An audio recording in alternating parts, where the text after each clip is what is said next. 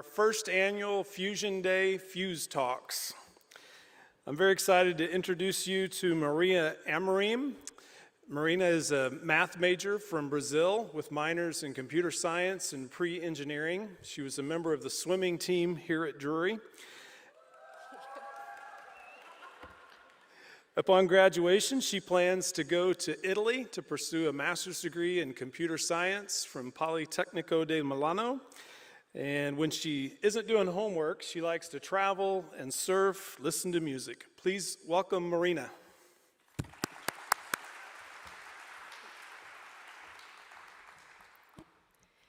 Hey, so today I'll be talking about prediction of fake COVID news using classification algorithms. So the first thing, I'll just present you guys a little bit of the context. Then I'll go over some important definitions to understand what I'm doing. Then I'll talk about the models I use to make these predictions, and finally show some of the results that I got. So the first thing you should look at is the context that we're inserted in. In today's world, as long as we have a device and internet connection, we can have access to any kind of information in a matter of seconds. That's very cool, but it's also a little bit dangerous because the veracity of this information can affect our lives not only as individuals, but also as a society. For that reason, I decided to do my project on looking at how we can classify tweets related to COVID, if they're fake or real. So machine learning algorithms are widely used to recognize patterns. So from that idea, I thought, what if I look at my tweets and I use these machine learning algorithms to look at the patterns that appear in the tweets that are real and in the tweets that are fake. First, we should look at what is classification in machine learning. So classification is the process of categorizing data. So we're trying to put data into different classes. So in my case, I have tweets, and I want to put them into these two different classes, if they're real or if they're fake. So to predict this news, I'm going to do two things. First, I'm going to do what is called pre-processing my data. Because if we're looking at tweets, we're looking at text data, and text data is not very structured, and computers like structured data. So the first thing I'll do is explain how I did this pre-processing of the tests, how I made the tweets more computer-friendly. And then I'll talk about the tools that I used to actually make these predictions. So let's start with the pre-processing part. Text data contains a lot of noise, and when I say noise, I mean punctuation. We have what is called contractions, we have stop words, and in some scenarios, this can affect negatively on how our prediction models are going to work. So for that reason, we should do pre-processing. We should refactor our data to make it more computer-friendly. But what am I saying when I say pre-processing data? So here I have some examples. One of the examples is expanding contractions. So if we look at this piece of text, this piece of tweet, we're debunking misinformation about coronavirus. What we want to do is expand these contractions because we are there. If we leave it the same way, if we leave it as a contraction, the computer is going to understand these two things as different. So what we try to do in this example here is expand everything and make everything the same. So in this other case, we have what it's called stop words. So stop words are words that appear a lot in text, such as can, the, and they do not necessarily have meaningful information to our classification. So for that reason, we can remove the stop words and just analyze the second part of the text. Another thing that we can do is lowercasing. So if we have two different tweets, for example, and one of the tweets has CDC in uppercase, and the other one has in lowercase, the computer is going to see it as two different things. So for that reason, it's important for us to put everything in lowercase. And here's just another example of another kind of pre-processing tool we can use, that's removing punctuation. In Twitter, for example, we use a lot of hashtags and we rely a lot on expressing our emotions using exclamation points, for example. So removing punctuation can be a good thing, but it can also be bad because we might be getting rid of information that is important. And the last thing that's very important for classifying text, it's what we call vectorizing. I'm going to try to explain this in a simple way, but if we have a piece of text, we can't just send it to the computer. It's not going to understand it because computers like structured data. So what are we doing here is we're taking our tweets and we're building this big matrix that's going to count the amount of terms that appear in each tweet. So let's say we have a tweet and we have the word COVID appears in that tweet. So for the word COVID, we're going to have a 1 because COVID appears once. So since tweets have a maximum of 140 characters, we can have tweets that have that amount or we can have tweets that have less. But doing this, all of our pieces of data are going to have the same length, so we're going to be able to evaluate it. Now I'm going to talk a little bit about the classification algorithms, so what I actually did to predict if my news were true or fake. What I'm basically doing is I'm teaching the computer based on data that is already labeled. So I'm going to get lots of tweets, and each one of these tweets has a label that says if it's real or false.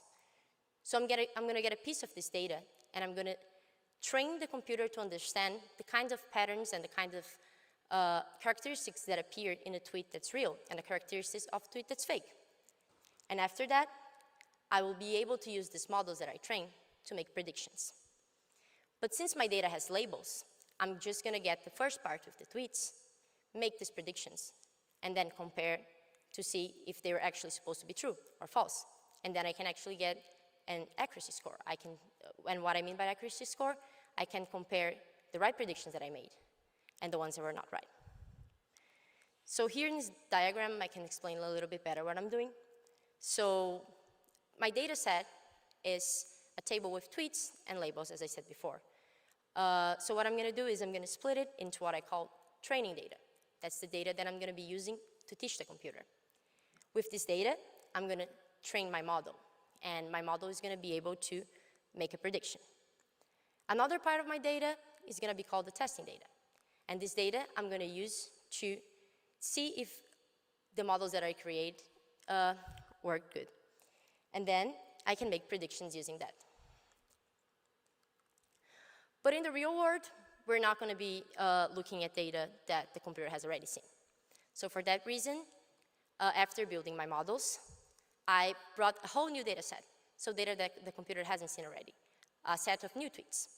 And then I used the models that I created to make predictions using that. So in this big table here, I have some of the results that I got. On the left, I have different models that I used, which for people that are not computer science, that probably doesn't make a lot of sense, but, and up there, I have the different kind of pre-processing tools that I used. So the model that best performed was logistic regression. This is just the name of a model. And there we have the different kind of pre-processing tools. I was really expecting to have a bigger difference between the non-preprocessed model and the preprocessed model, but what happened in the end, and I believe it's because Twitter relies a lot on the use of hashtags, on the use of punctuation, and even, for example, for the contractions part, that can be a sign of formality or informality in different tweets. What ended up happening is that there's not really a big difference between the preprocessed and the non-preprocessed models. And the 93% here means that 92% of the times, the models made correct predictions about the tweets, if they're going to be real or fake. So some of the conclusions that I got from this project is that most of the pre-processing tools, such as making everything lowercase, and these other ones that are called lemmatization, stemming, and removing stop words, did not really have a great impact on the accuracy of my models. Now, when we talk about the expanding contractions that I mentioned before, or removing punctuation, they actually affect it negatively. So whenever I use them, the accuracy and my predictions were actually worse than with the ones that I didn't use the pre-processing. And as I said before, the model that I better performed was logistic regression.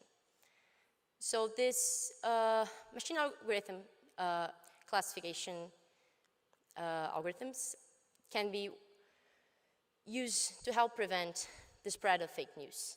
And more, they're becoming more and more accurate, and they would be a very important tool to help prevent the spread of fake news on the social media.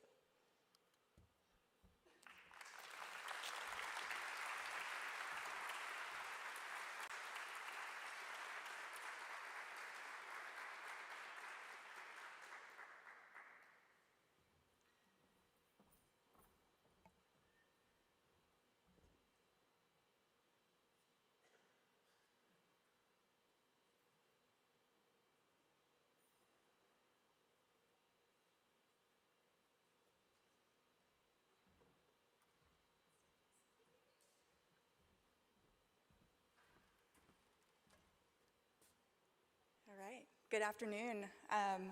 It's my pleasure to introduce you to Gwynna Fuller. I've been her research mentor for since she's been a sophomore, and she's graduating this year, so I've known Gwynna for quite a while. She is a double major in chemistry and biology. She is currently the vice president of Beta Beta Beta, or Biological Honor Society. And as part of that, she's presented her work at 2 of our district conferences and won Best Research Presentation both times for that. And she's now invited to present that work at the national conference here in June. She'll also be presenting her work at an international hearing and deafness meeting at the end of May. And to continue on with her research, she will be pursuing a PhD at the Baylor College of Medicine in Genetics and Genomics starting next fall. So with that, I'll turn it over to Gwynna.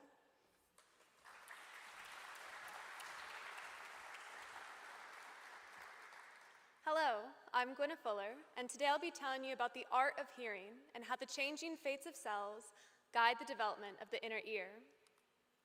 The inner ear is a complex sensory structure that allows us to hear sounds in the environment as well as maintain our balance. To give an idea of the steps that are required for this process to occur, vibrations of the air, sound, travel through the outer ear, into the middle ear, and finally into the fluid-filled inner ear. These sounds can then be transmitted from the inner ear to the auditory nerve, which connects the inner ear to the brain, allowing the sounds we hear to be analyzed and identified.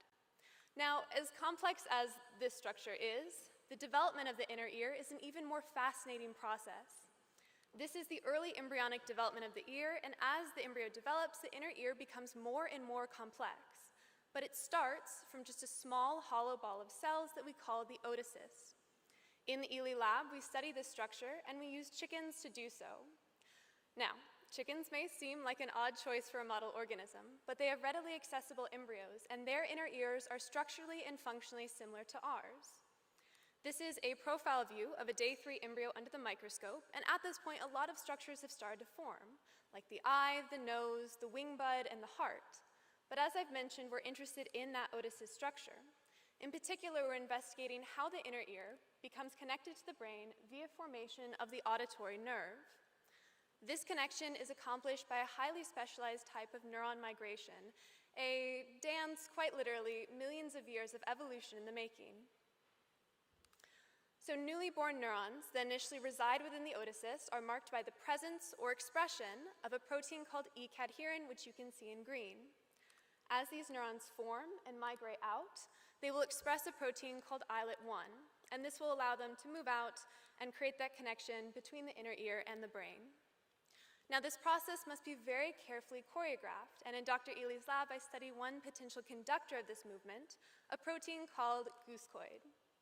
Guscoid is known to regulate cell migration in a variety of other contexts, so I'm hypothesizing that guscoid controls this switch from stationary epithelial cell to migrating neuron during this developmental process. Now, this is just a schematic of this process, but we can actually track this under the microscope. So this is an otisis. We've marked E-cadherin in green, which marks the epithelial, and you can see that the green separates individual cells within this structure. Blue marks the cell nucleus, where the genetic information of the cell is housed, and red marks islet-1, which is how we track the neurons. Now, the islet-1 marker only appears in a very specific area, in cells migrating out of the otisis. And no cells express both islet-1 and E-cadherin, meaning these are 2 distinct cell identities. Now, in order to test my hypothesis that goosecoid is helping to control this neuron migration, I tagged both goosecoid expression, which you can see in cyan, and islet-1 expression, which you can see in red, in the same Otis's sample. And in order to see if the same cells are expressing these proteins, I created what we call a merge, which is simply overlapping those images together to see if those cells are producing the same proteins. And what I found, as I've highlighted by the white arrowheads, is that the same cells that are migrating neurons, in those two clusters I've pointed out, they're also expressing goosecoid, which matches with my hypothesis. Now, I decided to look at individual cells and how they express goosecoid. Thinking back to the role of goosecoid as a potential conductor of cell migration, I was excited to see that these migrating cells are expressing goosecoid. However, I noticed an odd trend. The location of goosecoid within the cell itself varies. Sometimes goosecoid is found in the body of the cell, in the cytosol, potentially in a sort of stored inactive form. Other times, goosecoid can be found within the cell itself, within the nucleus, potentially directing those changes in cell identity that are required for this process to occur. So to examine this, I tagged goosecoid expression, islet-1 expression, and I created another merge. And as I found, location of goosecoid within the nucleus depends on whether or not the cell is expressing islet-1. So I'm pointing out the same cell with the pink arrowhead in all three images here, and you can see that the only time goosecoid is in that nucleus is when the cell is expressing islet-1, when it's a neuron. So this still matches with my hypothesis, but it adds more to the story about goosecoid. Some cells seem to store goosecoid, but don't express it. Expression of goosecoid, that movement into the nucleus, that activation, is specific to the neuron fate. Now, just to think about the scale that we're on again, we study really small embryos that are probably smaller than the length of a grain of rice. And we examine individual cells within their forming inner ears using microscopes. And not to over-anthropomorphize the cells, but by tracking protein expression, we're essentially watching these cells communicate with other cells, migrate out, alter their identity, and then commit to a specific fate. And during embryonic development, these sorts of changes are happening all throughout the embryo, everywhere you can imagine. In the brain, in the eyes, in the lungs, and the limbs, cells like these are slowly building the embryo. These coordinated, highly choreographed changes in cell fate that are required for the embryo to develop, that have evolved over millions of years, are what allows an embryo to develop from a single cell to, in the case of chickens, an organism ready to hatch. Now, ideally, my research will help us to create a better model of chicken inner ear development, as well as serve as a starting place to further investigate the function of goosecoid during this process. Of course, none of my research would have been possible without Dr. Ely, who is an amazing scientist and mentor, so I'm especially grateful to her for her help. I'm also grateful to their members in the Ely lab, as well as my funding sources, the biology department at Drury University, the Smith-Glynn-Calloway Medical Foundation, and the Beta Beta Beta Research Scholarship Foundation Fund for helping to fund my research.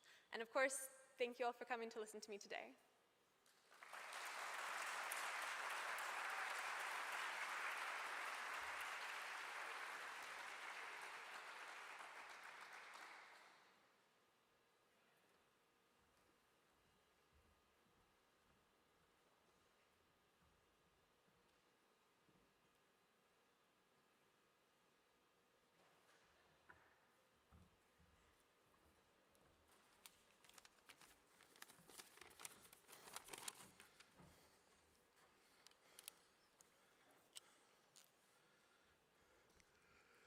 Our next presenter, Regan Puckett, English and writing major Regan Puckett, has displayed incredibly mature gifts and abilities in creative and critical writing.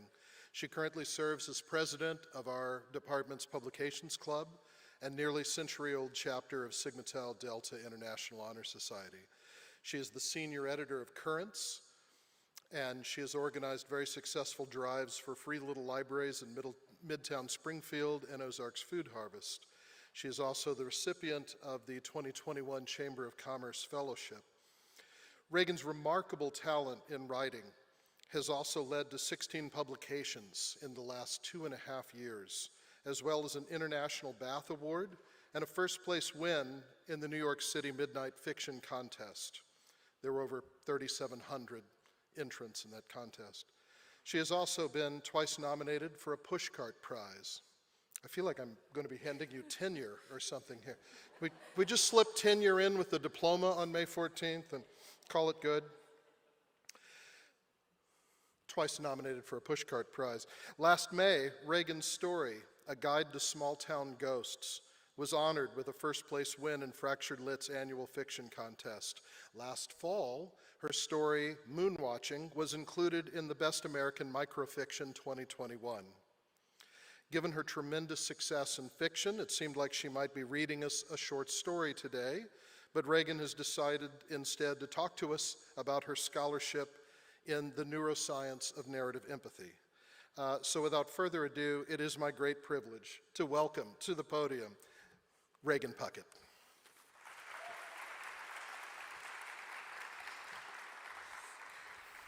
Hello, my name is Regan Puckett, and as a senior finishing out my final semester at Drury as an English and writing double major, I've encountered some wonderful literature that has stuck with me for a long time. I've read books that have made me laugh and cry, poems I've returned to countless times for their emotional resonance, and short stories that have shaped how I felt and behaved long after their pages ended. This emotional connection is not restricted to literature. I'm a movie fanatic, and as someone who's recently started watching Grey's Anatomy, I'm a ball of tears every episode. As an audience member, you've likely encountered something similar, whether it be a childhood favorite book with a character you could relate to, or a movie scene that captured an emotion or situation so vividly that you could feel it too. You've experienced this. This phenomena is known as narrative empathy. Fiction has a strong pull on us, a pull with a neurological basis. So today, let's unpack this brain-book connection as we explore the neuroscience behind narrative empathy. It starts with the story itself. As Lisa Cron, novelist, story analyst, and author of the cognitive storytelling guide Wired for Story, explains, story, as it turns out, was crucial to our evolution, more so than opposable thumbs. Opposable thumbs let us hang on. Story told us what to hang on to.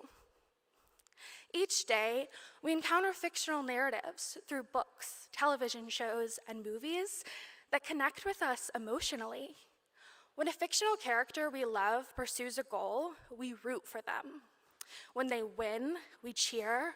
When they fail or experience loss, we mourn with them like their pain is our own. This phenomena is known as narrative empathy, the sharing of feeling and perspective taking induced by reading, viewing, hearing, or imagining narratives of another situation or condition. The term was coined by Suzanne Keene in her research on the neuroscience between readers and their stories. Originally emerging into discourse in the 1990s, Keene and others continue to push this research forward decades later in their pursuit of the foundation and the limitations of narrative empathy. Let's explore the neuroscience behind this concept before we clarify why this research matters to everyone in this room, English majors or not. This key to this brain-book connection is mirror neurons. Mirror neurons are highly specialized neurons, which fire when we see others act or express emotions as if we were making that same action. For example, as I raise my hand in the air before you, the mirror neurons in your brain are firing as though you too are raising your hands. Essentially, they're a window into how we interact and understand one another. And contemporary research often links mirror neurons with the foundation and development of empathy. Cognitively speaking, when our mirror neurons fire, we are putting ourselves in another's shoes. In fact, studies show that individuals who rank highly on standard empathy tests also display a higher concentration of mirror neurons. Mirror neurons are incredibly unique in their ability, and their discovery has been groundbreaking, not only in neuroscience research, but also in interdisciplinary studies, like that between cognitive and literary studies. And that's because this mirror neuron effect is not limited to the interactions that we have with real people. Further neuroimaging experiments have demonstrated that mirror neurons are active in response to the behaviors and emotions of fictional characters as well. Experiments have demonstrated that when we read about the actions and emotions of a character, brain regions involved in processing goal-directed human activity, navigating spatial environments, and manipulating objects in the real world increased in activation at points when those specific aspects of the narrated situation were changing. As humans, we live through fictional stories. They expand our perspectives as though we too are experiencing the adversities and triumphs along with these characters. So, why should we care? What impact can this have on us? Well, beyond simple neurological interactions, real behavioral changes have been documented upon exposure to compelling narratives. Some studies exploring the behavioral changes related to narrative empathy have found that participants exposed to compelling narratives were more likely to be more charitable, understand and support a variety of social issues, and rank higher on standard empathy tests. These studies support narrative's ability to shape how we behave, how we spend our money, whether we support social causes, and even how we grow in our ability to empathize with one another. It's important to note the limitations of narrative empathy are still being explored and defined. At this point, the claim that simply reading a good book or watching an emotionally compelling television show will make us better people is not substantiated. However, this neurological and behavioral evidence does highlight the power that narratives, that stories, have on us as people, and it encourages us to be conscious about the narratives that we surround ourselves with. What we find is that stories dominate our lives in virtually every area: marketing, politics, education, our pastimes. The compelling nature of narratives has a neurological basis and has the power to exhibit real behavioral changes, which can better inform us as educators, parents, campaigners, as people. For educators and parents, this knowledge highlights the importance of using narratives as a tool to expand our imaginations, explore unfamiliar concepts, and broaden perspectives. For political and marketing campaigners, narratives can be a vehicle for getting a message out in a way that will connect with an audience effectively and emotionally. For writers, this knowledge better informs us of what happens in the brain of our readers and how we can craft scenes that cut straight to the heart. And for my fellow movie criers out there, next time your favorite movie or your favorite show, like Grey's Anatomy, has you reaching for the tissues, know that there's a neurological basis behind that. You're just practicing your narrative empathy. Thank you.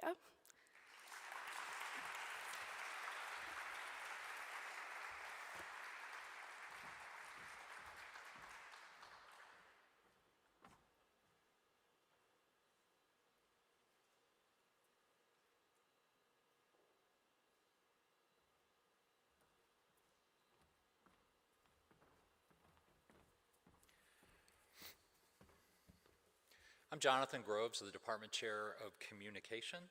I'm here to introduce Andrew Rodriguez, who is a multimedia production and journalism major with an emphasis in videography and broadcast. He's also a swimmer and has been captain on a swim team for the past 2 years. And what we do in senior seminar in the communication department is we try to get students to integrate their passions and their professional goals. And Andrew has developed his video skills over the past 4 years. He's established himself at KDRU at the radio station. He's established himself at DUTV with video projects that he's done. He's also done a vodcast for the swim team. As he approached his senior seminar project, he wanted to integrate his passion for swimming with his profession of filmmaking. The senior seminar project is a very stressful endeavor, and sometimes it doesn't always work out quite like we'd hoped. Here's Andrew with At the Turn.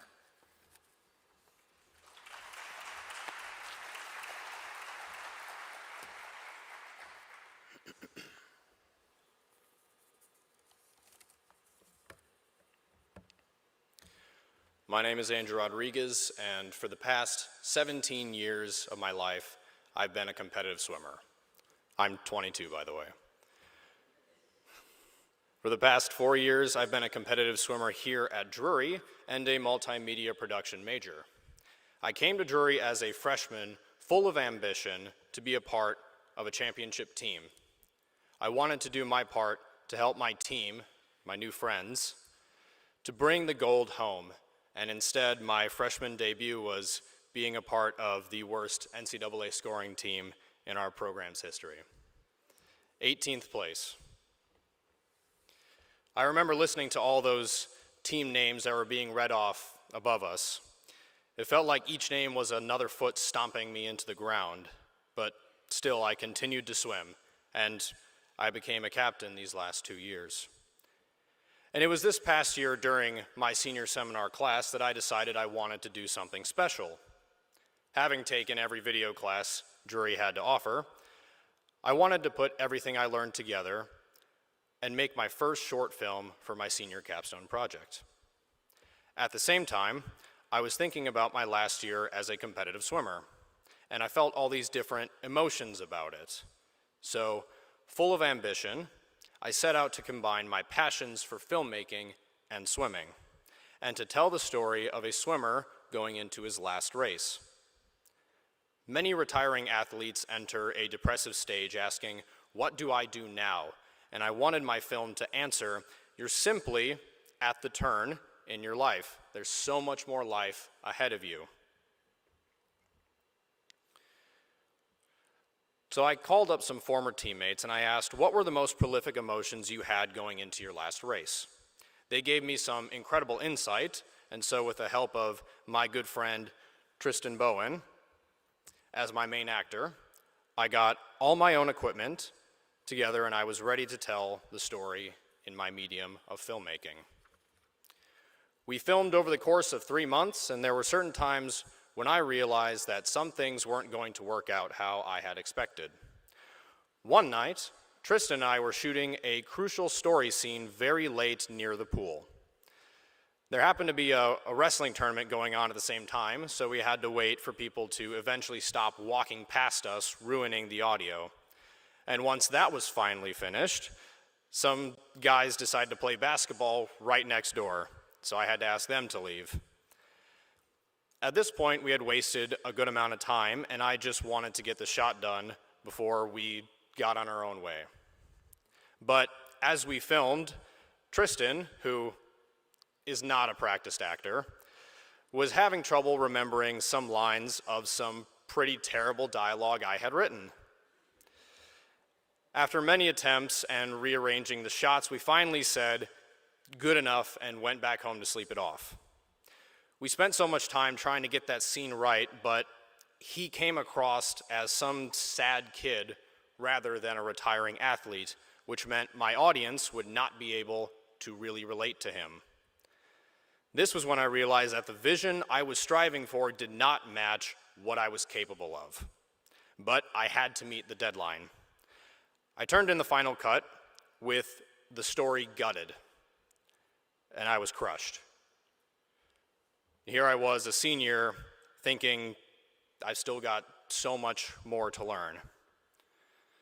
But after I presented my senior project to my peers and professors, I realized something. Even though I didn't make the film that I wanted, I learned many important aspects of the filmmaking process. For example, I learned how to use Adobe After Effects with my editing software, Adobe Premiere, to make multiple effects work together, creating this interesting reflective eye shot that the camera zooms in with a seamless transition. And here, I learned the importance of making sure that when using multiple cameras, you have them all recording the same way, with the same frame rate and the same resolution to create a seamless look and to save me time from trying to fix that in the editing process. The shot on the top left was shot with my Canon Rebel T6i. The shot on the bottom left was shot with my iPhone 7 on a stabilizing gimbal, and the shot on the right was shot under the water using my GoPro Hero 7 White. And these shots were all put together in a cinematic race sequence that ended my film, and that required me to storyboard all the action with cheering in a believable way that was engaging. And I can look at that scene and say, I succeeded. So yes, I have much more to learn as a filmmaker, and the film may not be perfect, but I pushed myself to develop scenes I had never created before. And it dawned on me that this disappointing result had taught me more than I thought I knew when I started it. A month ago, I competed in the NCAA championships for swimming and diving, and I swam some of my best times ever, yet I was still disappointed in myself. We placed second, which is a far cry from 18th, but I wanted to lead my team to be champions on the last year of my nearly 2-decade career. My vision, once again, did not match up with my capabilities. And a couple weeks later, I was lying in bed thinking about all the time between getting that 18th place and where I was leaving the sport. Funny enough, I found myself in the same place I was after finishing at the turn. Every year I had gotten faster, and being a captain required leadership qualities I had never realized. I learned so much, but something else occurred to me. I also have so much more to give now than when I was simply an ambitious freshman. I had thought I would graduate this year and move on into my new chapter, taking my media skills into the world. And instead I did something I thought I'd never do. I took my extra year of eligibility, thanks to COVID, to once again compete for the jury swim and dive team and to work on a master's in integrative leadership from the Jury Graduate School. So once again, I'm here to learn. Thank you.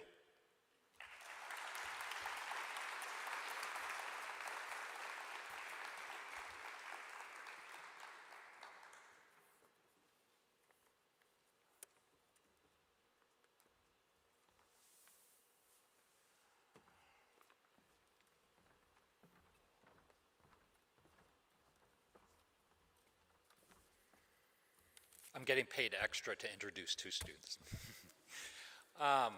Katie Hughley is an organizational and leadership communication major in the communication department. But she's more than her major. She does all kinds of things in the department, and I could list off all of the projects that she has done in numerous classes across the curriculum. But I'm not going to do that. What I'm going to do is I'm going to let Katie tell her own story. For her capstone project, she wanted to put her communication and storytelling skills to use to give voice to others, to empower others by sharing her own story. Here she is with The Sex No One Talks About.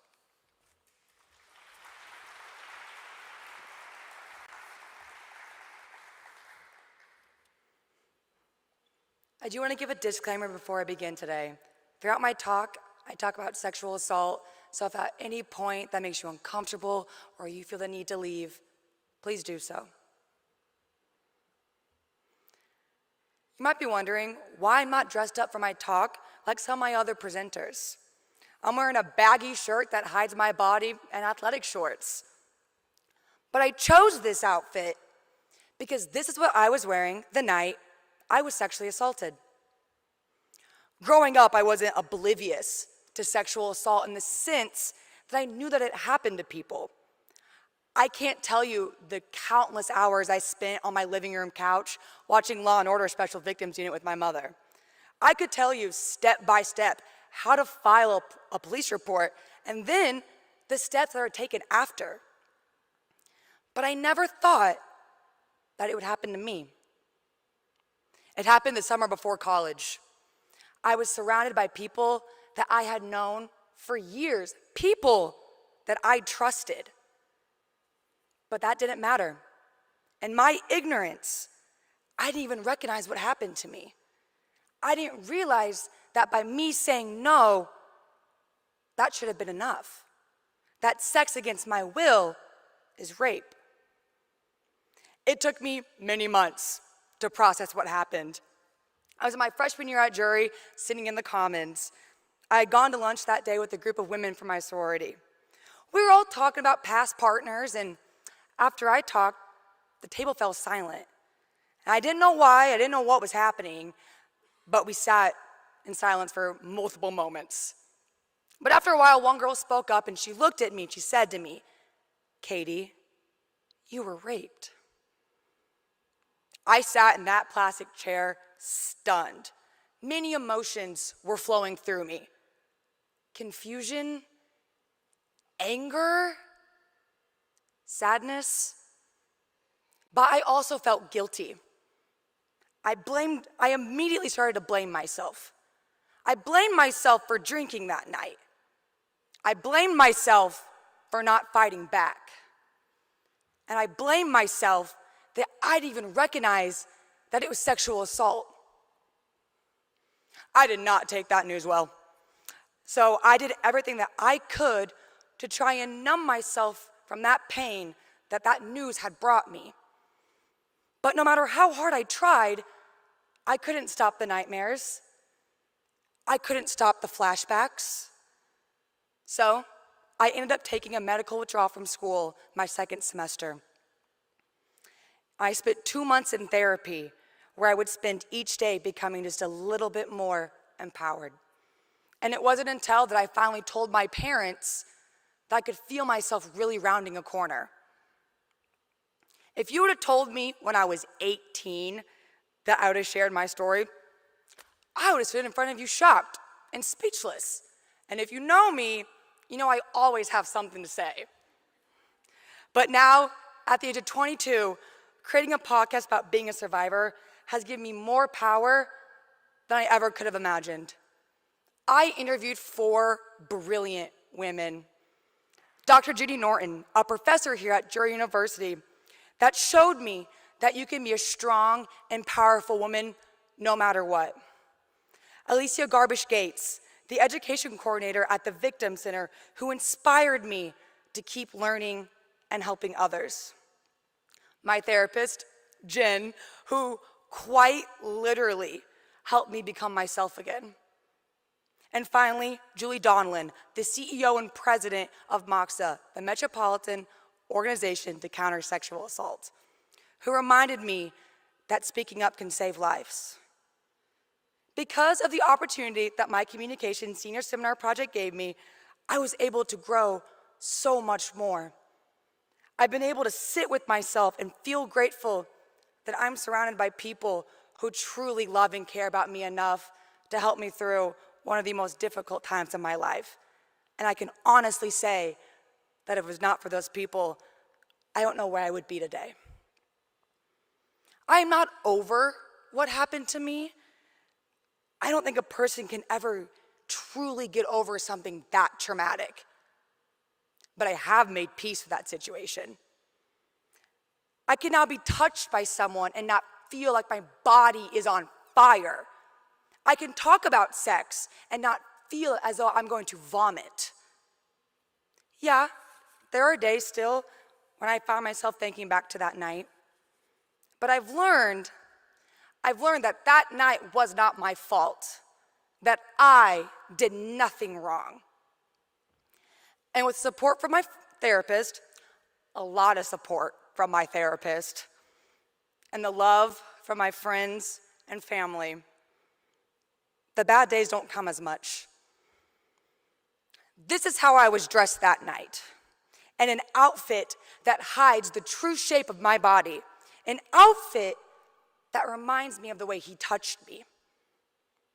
I can stand now before you in this outfit and not start shaking. I can stand before you now, a survivor of sexual assault, sharing her story. Thank you.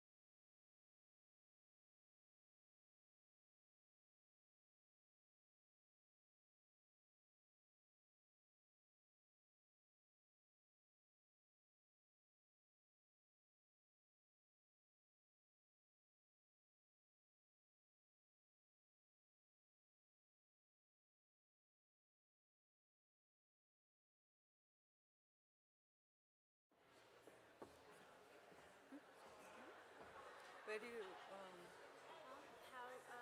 Is this a pointer? Or, I think you can just do this. okay, And don't From point, here? don't have to point it to me. okay. Oh, I Do can you have also to see the notes. press this to talk or, oh, there is a slide advancer. I'm good with that. It's smooth? Yeah. So, And then there's a pointer if you need.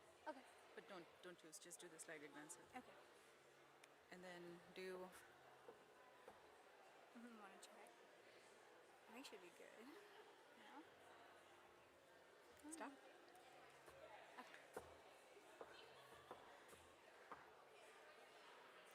Hello. We have a small change in the order of the talks. So Annesha is going to go first. And it's my pleasure to introduce Annesha Sengupta, who comes from Hemshila Model School in India. She received a scholarship facilitated by Mr. Behlmann. And once she came here, she was a Judge Warren White Scholar. She won White Foster Honors Research Scholarship. She was the president of ACS, American Chemical Society Student Chapter at Drury. She has done and organized a lot of activities for our students and for the department. She also was able to present her research at the ACS national meeting in San Diego this semester. The first time, so she started research in her sophomore year, and the first thing when she joined, I asked her, I do synthesis, like organic chemistry, and I do biology. What do you want to do? And she said, I want to do both because I want to learn the whole process. And she has done that. She has shown dedication, and it was a pleasure to work with her. So here, Annesha.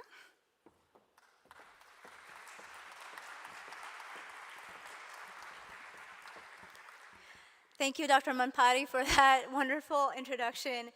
It was a pleasure for me to work with you for 2 years on this project that I'm going to talk about.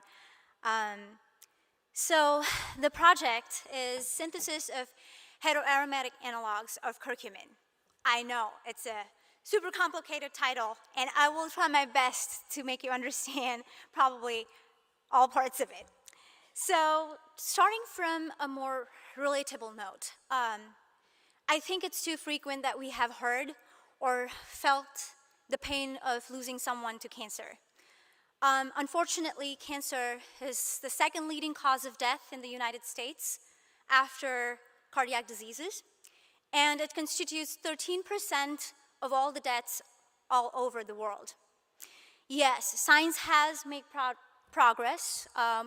We have been able to increase the life expectancy of cancer patients, but we can't stop there. We need more drugs. We need more anti-cancer drugs, more cancer-specific drugs. So, talking about anti-cancer drugs, where do we get them from? That's where natural products come. Natural products, starting from 1940 to 2006, 65% of the anti-cancer drugs that FDA approved were derived from natural products. So what are these compounds? These are compounds that nature creates. Plants, microorganisms, marine organisms, all around us in our biological environment. So are the plants creating these compounds to make our lives easy? No, they're making it to protect themselves against predators.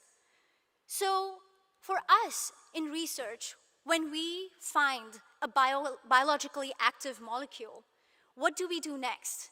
We try to modify it to synthesize an effective and successful drug.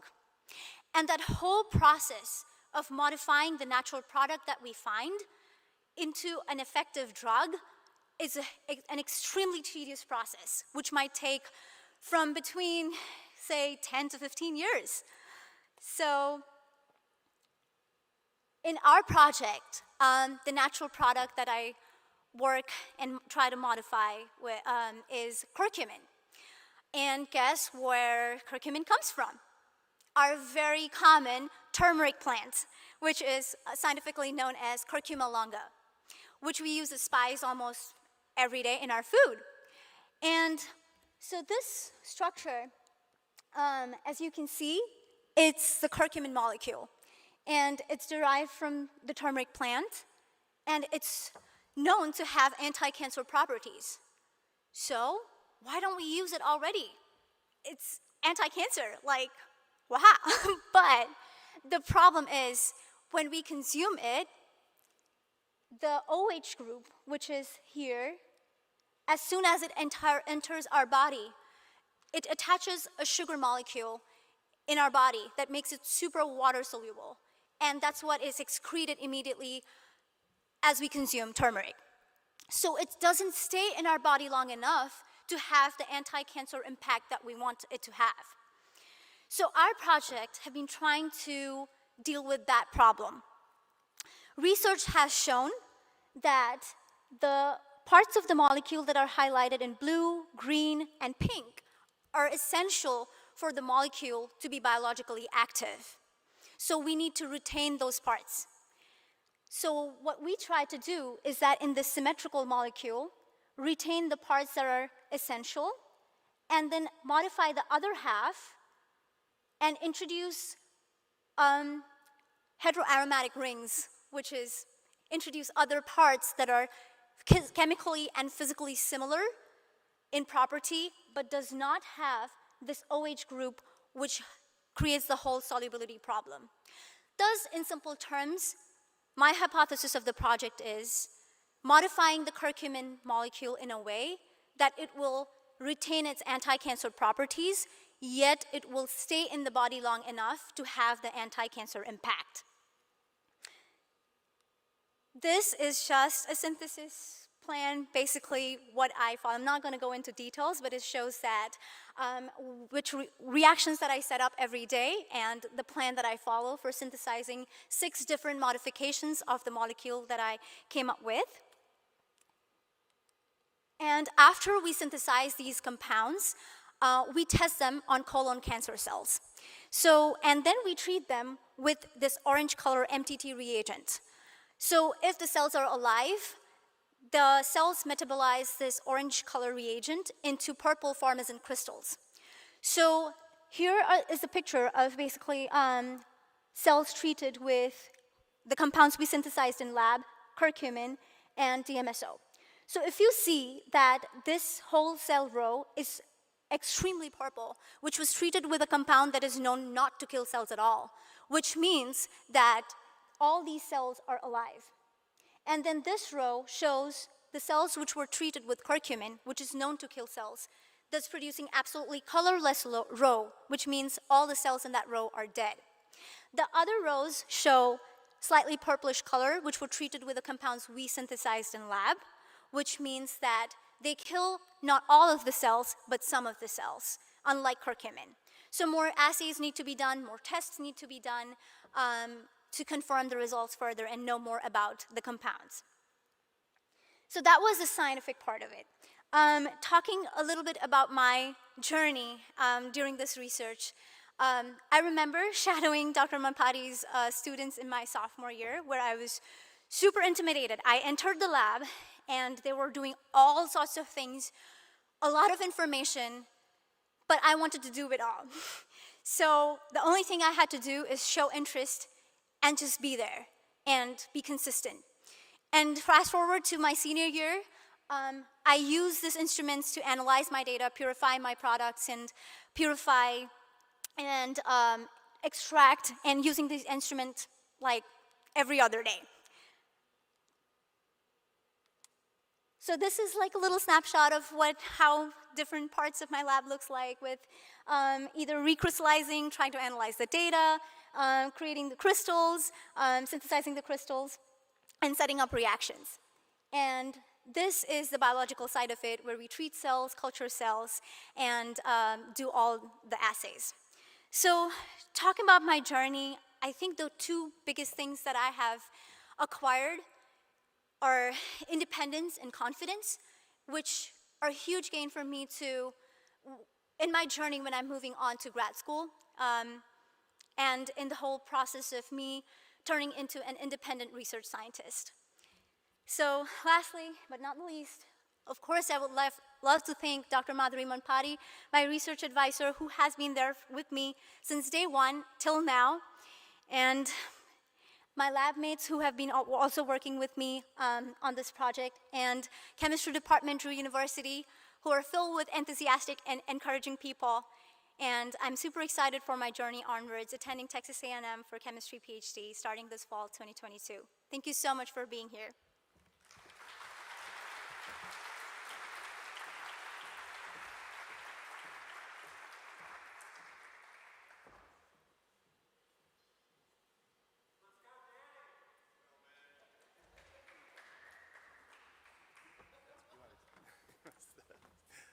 No one said that for me. Hi, everybody. I'm Jeff Vandenberg. I'm chair of the Political Science and International Affairs Department and director of Middle East Studies, and it's my great pleasure to introduce Danny Behlmann from Wentzville, Missouri. Danny is graduating with an individualized major in intercultural studies, in addition to a minor in Middle East Studies. That individual major in intercultural studies has included 3 years of Arabic. And that major really reflects something I've grown to know and appreciate about Danny, which is his deep commitment to human rights, democracy, and human dignity. Those values have manifested themselves in activism on campus as leader of the Think Green organization, and as a volunteer in the community with the International Institute helping to resettle refugees from Afghanistan and the Democratic Republic of Congo.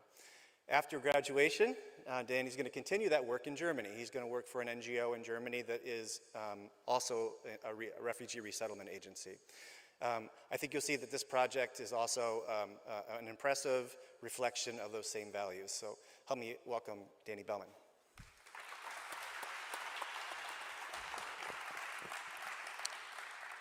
Thank you, Dr. Vandenberg. Politics has been shifting further right for decades around the world since the fall of the USSR. When the balance of politics is thrown off, extremism occurs. This extremism is a growing threat to democracy and human rights here and abroad. There are diverse and nuanced expressions of the alt-right which manifest itself in the cultural idiosyncrasies of a society. Exploring these common themes in populism, nationalism, authoritarianism, and racism, a basic framework across all case studies can be established. Next, a 4-part case study which focuses on Germany, the US, India, and South Africa explores how each national culture has shaped the movement from this common base. I will refer to all the movements we talk about today as the alternative right, or alt-right for short. It's called alternative because they offer a different perspective on issues or advocate for an extreme degree of action or violation of rights not present in mainstream movements. And right due to its focus on traditional social roles and conservative nature. There are 4 main components that make it an organization alt-right: nationalism, populism, authoritarianism, and racism. Not all movements are equal parts of each. Some outweigh others depending on the cultural values and the circumstances of the host nation. But across all case studies, every time, these are the main ingredients that tie the alt-right together. In Germany, there is a common narrative that is shared among all countries that are popular destinations for immigrants. It's that minorities will grow, replace, and kill off the majority population through a demographic change. The majority population, in this case German-speaking Germans, are vulnerable because of an economic decline due to the job loss during globalism. When people lose their jobs, factories close down, the other businesses in the area, bars, social clubs, etc., also close down. And this creates a social decline. Feelings of anxiety that come with Islamist terror attacks and exposure to more foreign immigrants, in this case Muslim refugees, creates a sense of moral anxiety. They get the sense that their country is changing for the worse from what it used to be. Explicitly nationalist appeals appear during these times of social disorder and work to reaffirm a social identity, combat feelings of social isolation, and promise a change of power in their favor, usually to an idealistic version of the past or an imagined golden age. Germany's alt-right also has a disdain for the European Union. From their perspective, the EU is stepping on their sovereignty by forcing immigrants and refugees into Germany and also bailing out the less productive countries like Greece during the 2012 debt crisis. The American alt-right has the same replacement narrative, but in this case, it's that white Christian Americans will be replaced by Hispanic immigrants, African Americans, and Muslims. For a familiar example, think of the Rust Belt. There was globalization, outsourcing, economic decline followed by social decline, moral anxiety, and now a nostalgia for a lost golden age. This leads to simplistic and extreme worldviews. The extremist right was originally a fringe movement because it didn't fit into either of the main parties very well. Since the collapse of the USSR, extremist ideology has begun to hijack the Republican Party. This started decades ago with the fusion of mainstream conservative values with the sentiments of homonormativity, white supremacy, and xenophobia.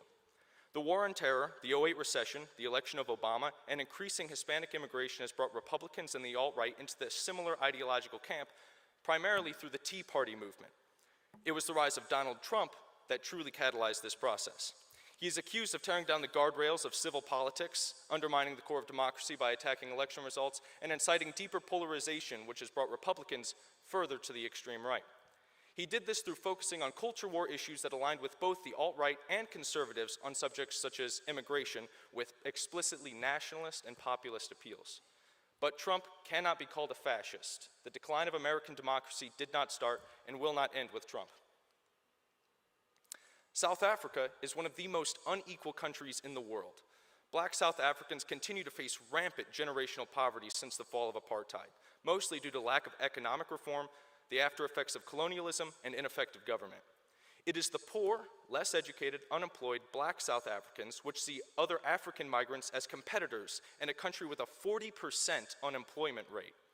They claim immigrants from the North bring crime, human trafficking, terrorism, drugs, HIV, prostitution, and of course, steal precious jobs from natives.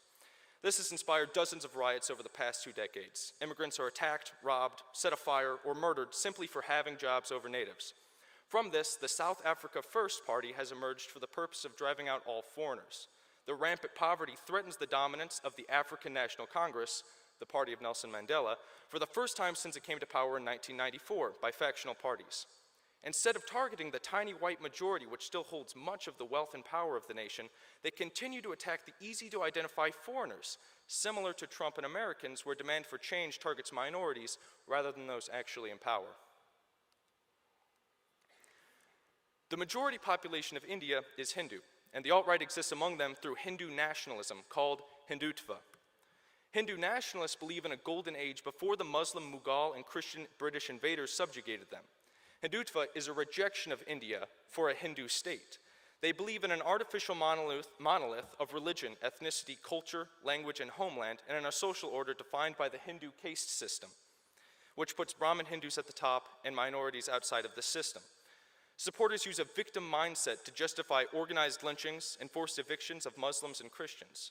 Radical Hindus see the protection of religious minorities as discrimination against the majority. They claim that the nation should be majoritarian, that it should serve the majority's needs alone. Hindutva is the basis for the parties which brought Narendra Modi to power as prime minister. He has lowered the status of Muslims, decreased the representation, made it harder to gain citizenship, and allowed violent attacks against them to continue. There is also a cultural factor which contributes to the breakdown of liberal democracy. Liberal values were never deeply entrenched in societies like India as compared to older traditions like the United States, where there is a particular vulnerability towards nativist populism because democratic institutions are relatively new and often unsatisfactory, and so are more susceptible to cultural backlash if they are not deeply rooted in their traditions. My study reveals that the alt-right movement is a growing global phenomenon, and my comparative analysis shows that the particular manifestations of this ideology depend on the national culture and the values of its setting. Those of us committed to human rights, democracy, and equality must remember that simplicity, apathy, hate, and ignorance is our true enemy. It is empathy, love for humanity, and dedication to understanding which ushers in happiness and freedom. We must stand in solidarity with those who face persecution, because humanity cannot be freed by the same injustices which once imprisoned it.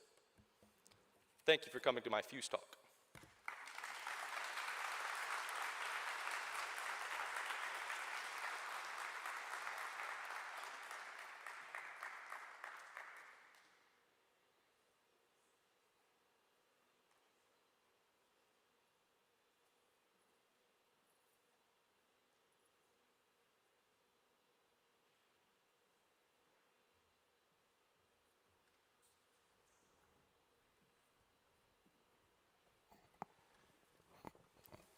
You need to set up.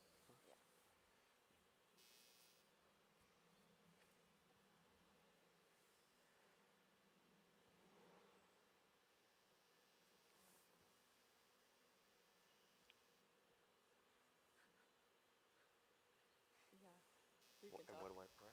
I'll just press it. You're good. We're working out the technical stuff. I think we got it there. Hello, I'm Dr. Mick Sogel, professor of theater, and I'm here to introduce Madelyn Baum, who is a senior in both Baum?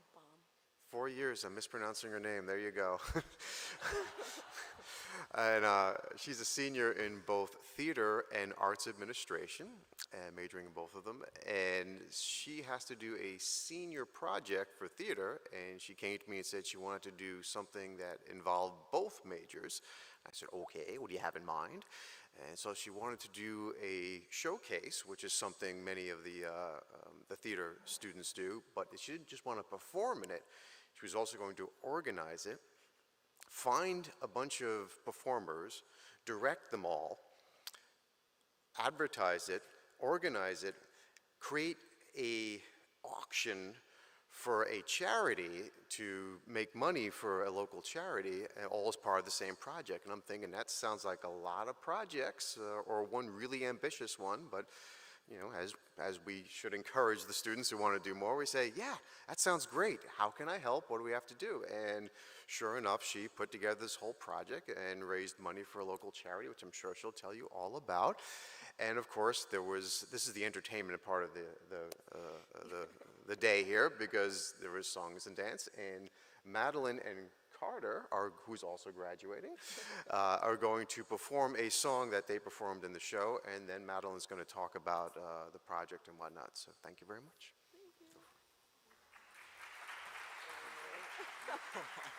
We gotta see how we gotta share this mic. Yeah. Okay. I think that should be good. Nope, here we go. Oh, yeah, we're going. We're rolling.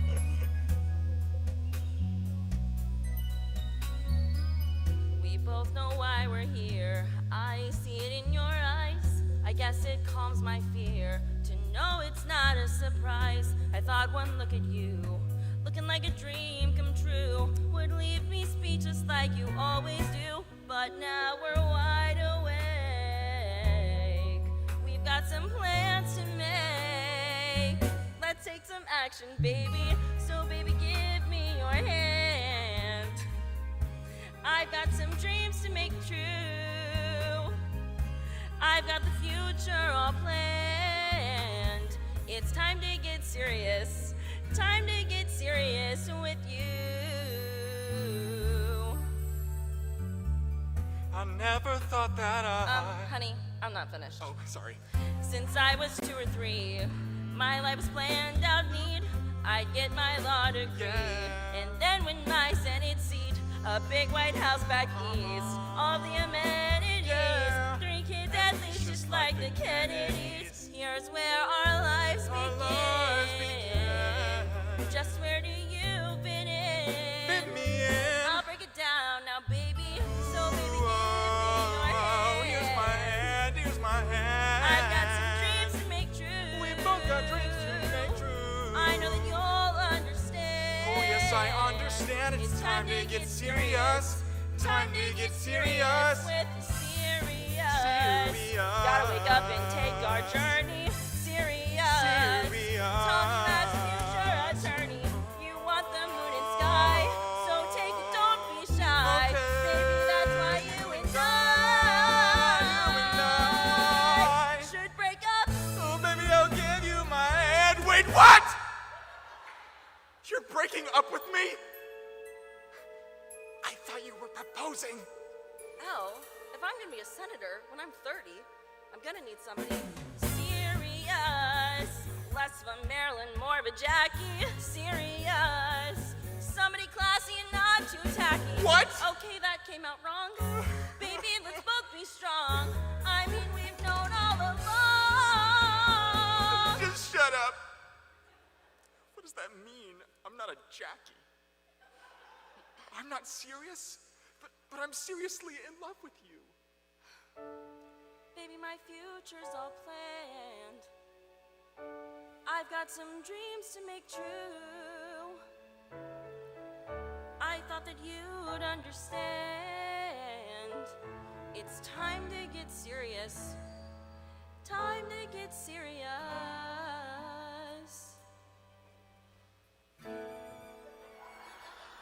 check, please.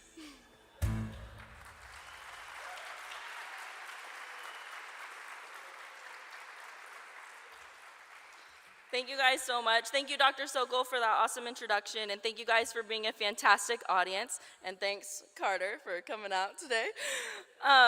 What you just saw was a performance from the event that I hosted for my senior seminar project that took place on February 25th earlier this school year. The performance was built from the ground up using inspiration from other cabarets and musical reviews. While this project was technically my senior seminar project and was required to finish up my theater degree, I knew I wanted it to be more than that. I knew that I wanted to use it as an opportunity to combine all of my strengths, interests, passions, and all of that into one cohesive project. And what better way to make it happen than to make it be for one night and one night only, with high stakes and even higher expectations for myself, my actors, and for everyone involved. For my project, titled Literally Anything Goes, I directed, produced, designed, marketed, sold tickets, fundraised, choreographed, and performed in the show. Between those tasks, the help of my stage manager, my sound designers, and everyone else, we were able to bring the vision of Literally Anything Goes to life. Literally Anything Goes stemmed from my obsession with a cabaret that started in New York City and is now hosted by different production groups titled Broadway Backwards. In this show, performers perform pieces traditionally done by the opposite gender, so it's gender bending, if you will. But it's 2022, and we're no longer limiting things to just two genders. So for my showcase, I wanted to make sure it was all-inclusive and that we were accepting of everyone. So I accepted auditions from performers singing, dancing, and acting a piece of their choice, regardless of anything that might have otherwise stood in their way previously, gender, race, class, etc. Hence the name, Literally Anything Goes, which is obviously still a spinoff of the hit musical Anything Goes. What makes a show like Literally Anything Goes successful is its lightheartedness, recognizability, and the idea that every performer is performing a piece that they truly want to perform, which makes all the difference when it comes to art, specifically in this scenario, performance art. We find ourselves being typecast a lot, and so for this, I wanted the performers to bring to the table what they thought they were capable of doing, and we made it happen. Shows like this are fun and well accepted in Springfield specifically because we have a fairly large art scene considering Springfield's overall size. However, one issue that we do face in this community, and though we are combating it, continue to face, is the issue of arts accessibility. Yes, there's tons of art to go out and experience, both performance and visual and everything in between. However, it is not all accessible to everyone in this community. So, Literally Anything Goes needed to do its part to combat this issue and to strengthen the fight concerning arts accessibility. Anyone who needs access to art should be able to access it. Any child who needs access to art should be able to access it, just like they're able to go to school and access PE and science and math and all of the other subjects. Obviously, I'd love to say that I have the solution to this problem, but I don't. However, I do have the ability to make a difference. So I met up with Lori Ann Dunn, the education director at Springfield Little Theater, and we were able to set up a scholarship fund for educational programming at Springfield Little Theater under the name Literally Anything Goes. The fund would include the funds raised from ticket sales, flower sales, raffle tickets, and donations directly made to the show. To get into the show, you bought a ticket, which were priced pay what you will. Again, another point of arts accessibility, meaning that anybody can attend. All they have to do is donate at least $1. And then we encouraged patrons to donate $10 if they were able to, since it was a 60-seat audience, and our overall fundraising goal would be $600. Additionally, we accepted donations, we sold raffle tickets going towards baskets, and all of the baskets were interactive experience-based. So that included tickets to the Springfield Symphony, tickets to the Lightning Thief at Springfield Little Theater, tickets to SpongeBob at Springfield Little Theater, tickets to Hairspray at Hammond's Hall, and even a photography package through Santo Photography. Our goal was to sell out the 60-seat audience and raise $600. We oversold the audience 3 times, added 38 seats, sold 98 tickets in all, and raised $1,411.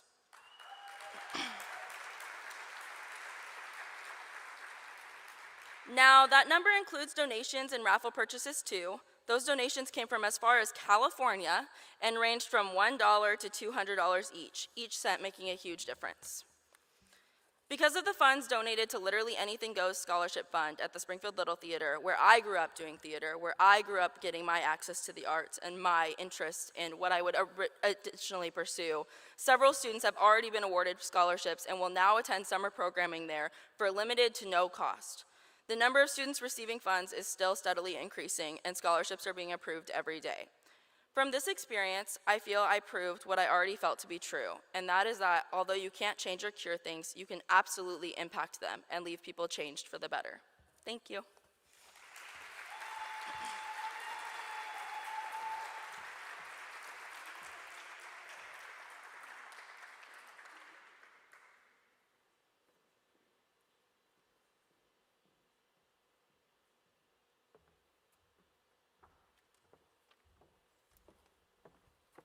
Are we singing, Cami? I don't think Okay. they want that. Good, no surprises. I'm Bob Weddle, I'm Dean of the Architecture School, and I'm really happy to introduce Cami Santo. Cami is a fifth-year architecture major. She's also a major in art history. She's a swimmer, and she's vice president of our chapter of the Tau Sigma Delta National Honor Society. Cami came to Drury from Colonial Heights, Virginia, and she's leaving us, unfortunately, to practice architecture in Dallas, Texas.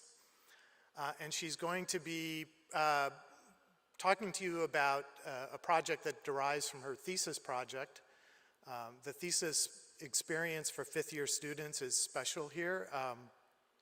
Of course, they do an architecture project, but they also use that project to investigate a topic, an issue that matters to them. They spend the fall semester researching that topic, and they spend the spring semester connecting design thinking and design strategies to the topic, either as a way to address it or to help us see it more clearly. Cami and the other fifth-year students have about 6 or 7 days left to complete their work, so she's taking a little bit of a pause from the studio here today. I'm very happy to introduce Cami Santo.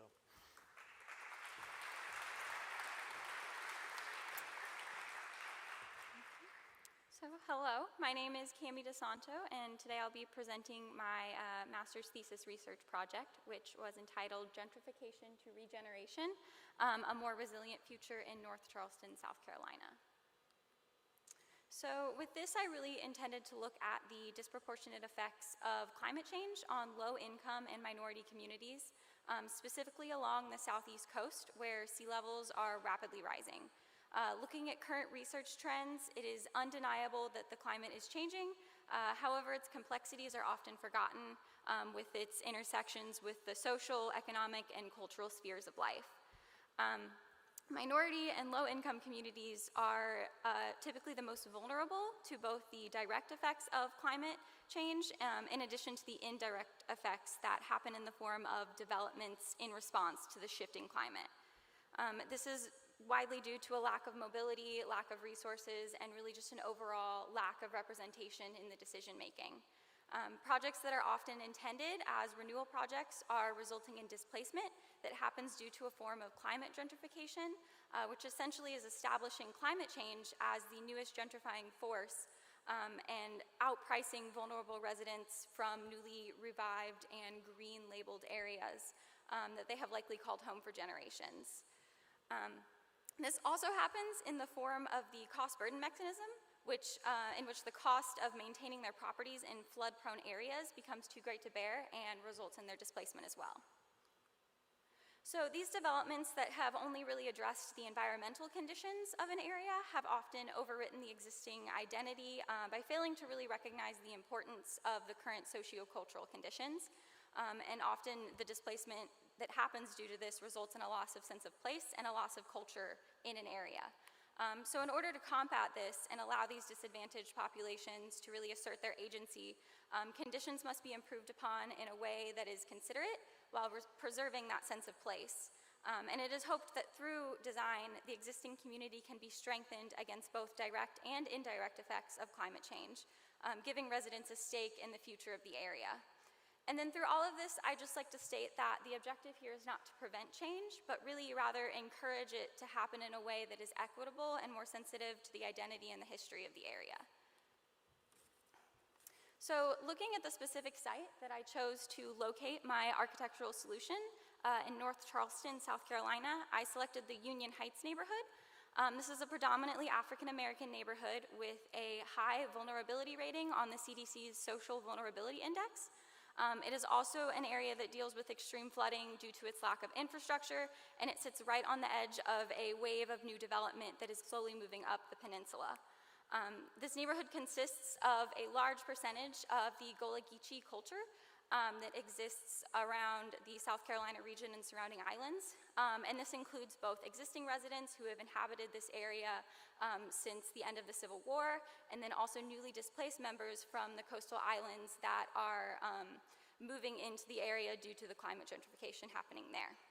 So this is obviously a strong cultural condition that exists in this neighborhood, and it is necessary to ensure that it continues to thrive. Also uniquely within the neighborhood, there is currently a Union Heights residential project that is taking place and really working to bring in new homeowners to the area of varying demographic and socioeconomic backgrounds. However, it truly is turning into more of a gentrifying project as the homes are beginning to outprice the residents that live there. So the purpose of my program was to target both the environmental resiliency and the social resiliency, because these are two concepts that are really interconnected.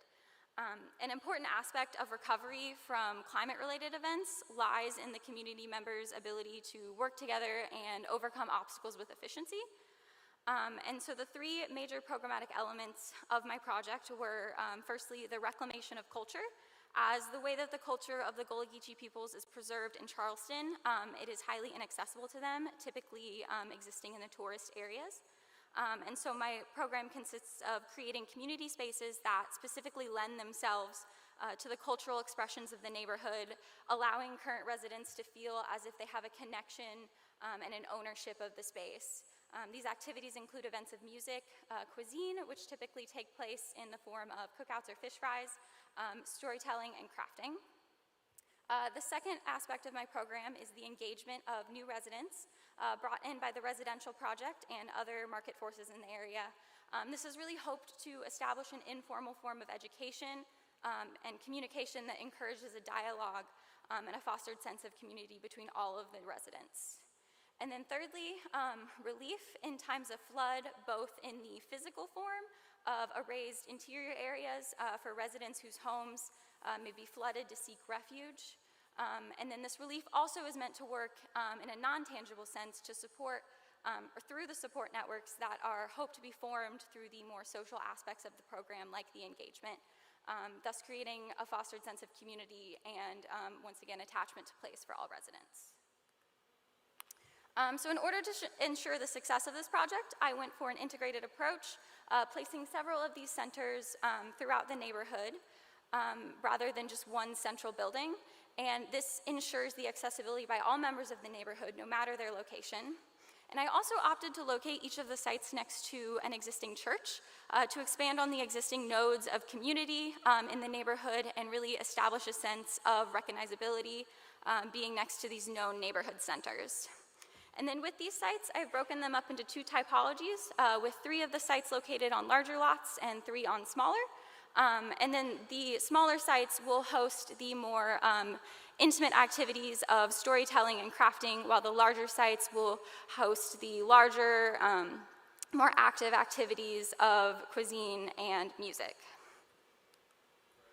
And then moving forward, as Bob mentioned, this is a 2-semester-long project, so we're currently in the design phase this semester with that deadline approaching very quickly, but it's been a joy to work on this sort of passion project of mine and work to really integrate all of these concepts and factors in a design that attempts to address these issues that I've found and really create a more resilient future for the neighborhood that I have been working on.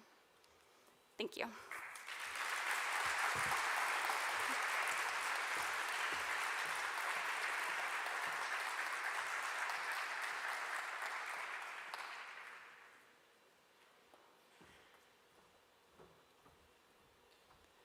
Let's give all of our student presenters one more round of applause for their amazing work.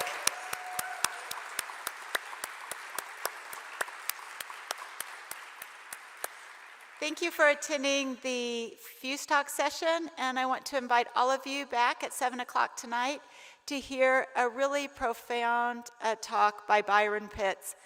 He will talk about how one person can make a difference in the life of a person, and about the transformative power of education. So please join us at 7 for his talk and for an ice cream social to follow. Thank you.